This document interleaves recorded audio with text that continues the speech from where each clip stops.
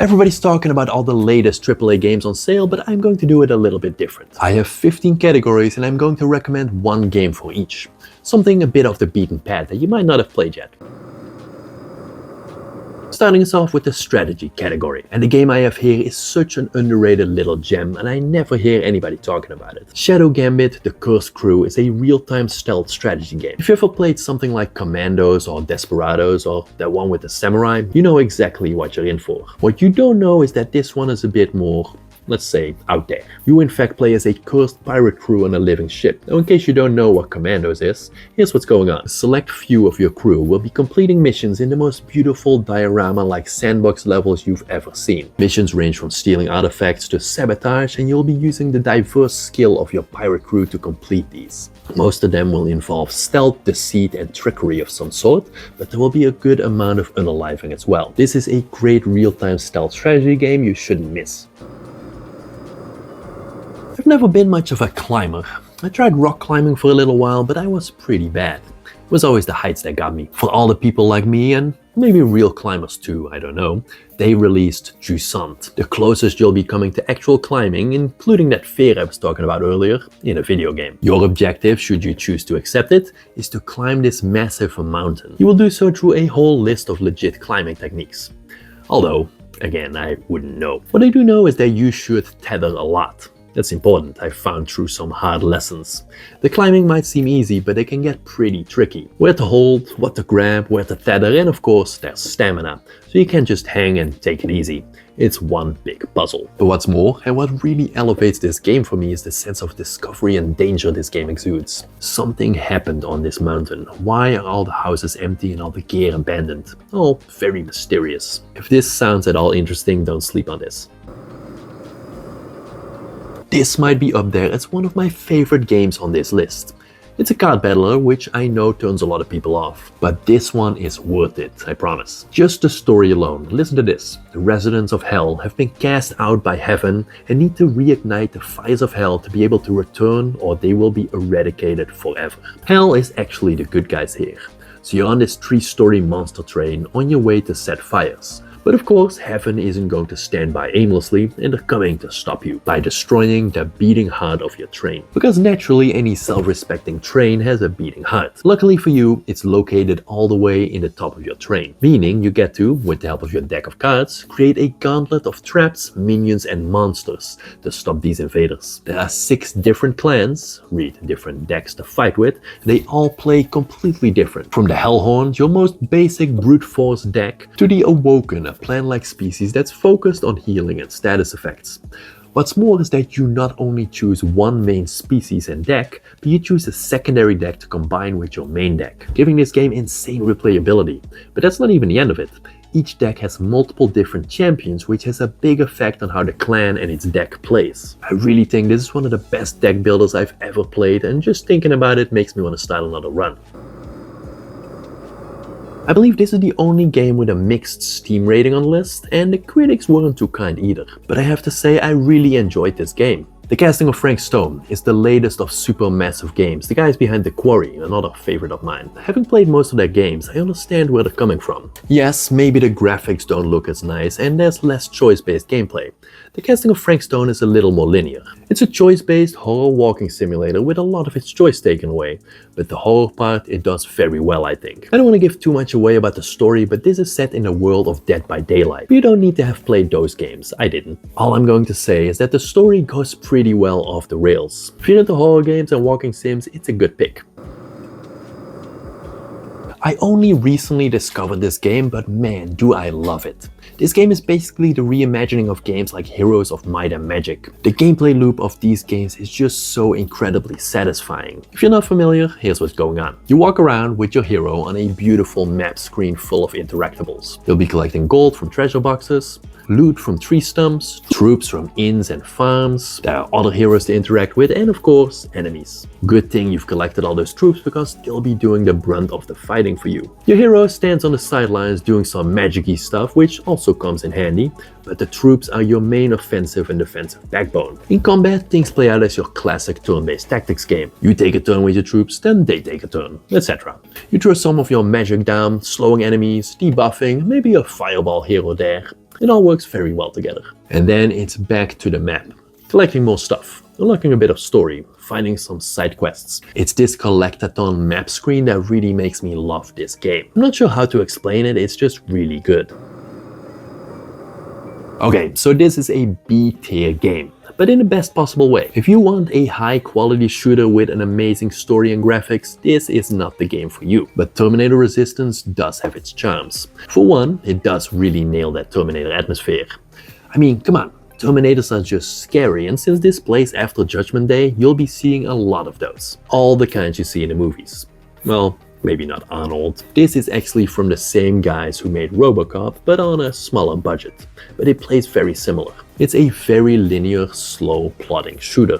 You could almost call it on rails. There's some basic crafting and collecting and a few side quests. Like I said, pretty basic, but the atmosphere, man, it's like you're really there. Probably don't get this on full price, but for $9.99 I think it's a pretty good deal. I can't wait for GTA 6. I still pretty regularly play GTA 5. It's an amazing game, but sometimes I'm just in the mood for that old school GTA feel. If you're old like me, you know exactly what I mean. The days that GTA was still top-down and arcadey without a story. This is GTA if it had never gone 3D, and I love it. Even the story has that old GTA feel to it, a CEO rebuilding his business empire by any means necessary, which may or may not include shakedowns, extortion, arson, and a lot of bodies. For how simple this game looks, there's actually quite a bit of depth and a lot to do. From main story missions, side quests, to building your business empire. You can in fact acquire pretty much everything on the whole island, and that island is large. Or, like in any good GTA clone, you can just mess around and see how long you can survive against the local constabulary. Okay, I know this is not exactly a hidden gem.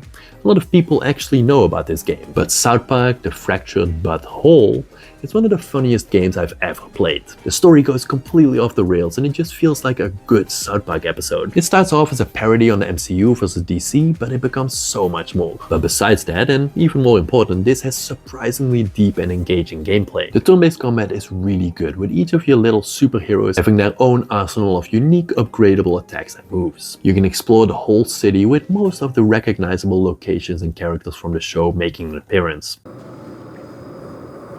Ubisoft gets a lot of crap for their bland open world games and boring level design, and for good reason. They keep coming out with the same game, never really doing anything new. But at one point in time, they did actually try something different. Although in this case, the new was largely copied from Breath of the Wild.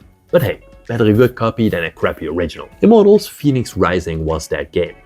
Instead of that classic Ubisoft boring level design and checkmark maps, they've actually put in some work and present us with a colorful open world full of memorable sights, activities and quests to partake in. Ubisoft being Ubisoft, the map is still littered with icons to be traveled to, but discovering them feels much more natural. Your ability to glide, like in Breath of the Wild, has a lot to do with this. I also think the theme and story is much more creative and interesting. Instead of the ever serious assassin or rebel with a cause we always play, we are thrown in a world full of Greek gods and mythical creatures. But in a cartoony way. It actually reminds me a lot of Hades in that regards. All the characters are lovable and funny and draw you into the quest and game world in no time. And even though the aesthetic is cartoony, this game is pretty darn epic. It really strikes the right balance between cool and cute. If you're wondering what kind of moment-to-moment gameplay we're looking at, well, that too is very much inspired by Breath of the Wild. We've got our combat, largely with sword and bow and arrow, which does all feel very smooth, I have to say, but we also have our physics-based abilities, like telekinesis to move stuff around. And to really hammer it home, dotted around the map, we have dungeons with physics puzzles to be solved for certain rewards. So yes, this game makes no secret of its inspirations. Having said that, it is a great game and very much worth trying at this discount price. I think the sign of a good platformer is surprise. With each new level, it throws some kind of new mechanic or system at you, and you get that little dopamine hit of, what the heck, I didn't expect that. The Mario and Donkey Kong games do a great job at this, and now I know that Crash 4 should also be added to that list of great platformers. This game just keeps throwing surprise after surprise at you. From time control mechanics, gravity bending to tornado powers. The level layouts and designs are great too. Dr. Neo Cortex is back for another go and has some kind of nefarious plan involving time, but I forget exactly what it was. All that matters is that it keeps pulling you back in with interesting new stuff, and it'll be doing so for a long time because this is not a short game. There's lots of collectibles, and to 100% this you'll have to play every level in reverse as well. Granted, this feels a little bit like artificial padding, but still with levels as good as these I can't complain too much. I've been a fan of Legos for a long time now, as you might see behind me. In terms of Lego games, however, I've mostly been disappointed. Yes, we've had a few cool Lego adventure games, the most recent one being Lego Horizon, but actual building games have been missing. Until now. Well, kind of. Lego Builder's Journey is the Lego game I've wanted for a long time. It's actually a game about building with Legos, but not freeform sandbox style like I actually wanted, sadly. Let me explain. In Builder's Journey, you are presented with a small puzzle-like level where you have to build certain Lego structures to help your little Lego dad reunite with his son. Now that I'm writing this, it occurred to me that even this game is more of an adventure game disguised as a building puzzle game. This whole building thing might sound simple, but each level only gives you just enough Legos to complete the task. It never gets super complicated, but there were certainly a few levels that had me stumped for a little while. But this game never leaves cozy game territory. The cute character design, the sweet music, it all touches the heartstrings. It's not a long game, but it's certainly worth the $4.99 they're asking for at the moment. So, I think we can all agree that in terms of racing games, Wreckfest is the best. Period. No, you say? Well, sir, I say you are wrong. Throughout the years, Wreckfest has given me so much joy. It's both a serious racing game, if you want it to be, but on the other hand, it is pure, unadulterated fun. Gunning the engine and just racing head-on at your opponent to knock him out of the race will never get old. Or on the other side, at the end of a nail-biting race, nudging the front runner just enough to plant him firmly into that concrete slab to take the win seconds before the finish just feels so good. The level designs are equally good too. From simple arenas or figure-8 tracks to levels with loopings and crazy obstacles. It's all there. But what about the game mode, you ask? And that too leaves nothing to be desired.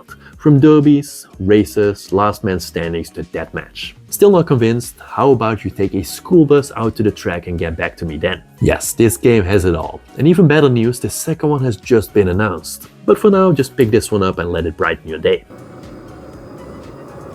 Remedy, the developers behind amazing games like Max Payne, Control and Alan Wake, never seem to reach the level of success that they deserve for how good their games are. Alan Wake 2, their biggest and arguably best game, didn't start turning a profit till only earlier this year, which is crazy because this game was released in 2023. Well, let me tell you something else crazy. I bet you haven't even played one of their best and most underrated games. Quantum Break was released in 2016 to great critical acclaim, but ended up only being a modest success. For some reason, nobody picked it up. But by all means, this game is basically the prequel to Control. Not in story, they're in fact completely unrelated, but in gameplay, certainly. It's all there.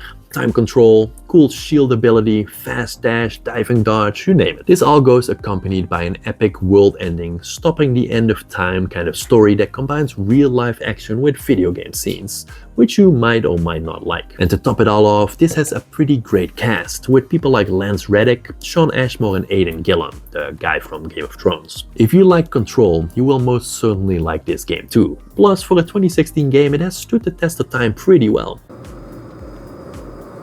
Since I had a funniest category, I figured I should also have a weirdest category. And that's where Catherine Classic comes in. If you haven't heard about this game, you're in for a treat. Wait till you hear the premise. The story follows Vincent Brooks, who is plagued by supernatural nightmares that can actually kill you. While awake, he's torn between his feelings for his longtime girlfriend Catherine with a K and Catherine with a C, a girl he met around town. Where the craziness comes in is during the nightmares. Here, he needs to climb ever-expanding and increasingly complex towers without falling into the abyss, which would kill him in the real world. Vincent can only climb one block high, meaning you'll be constantly rearranging the blocks to keep going, while the blocks below him start falling at a steady cadence. This might sound confusing, but it makes sense when you're playing it. And boy, let me tell you, this game gets stressful and hard. Besides that, the story gets super crazy too.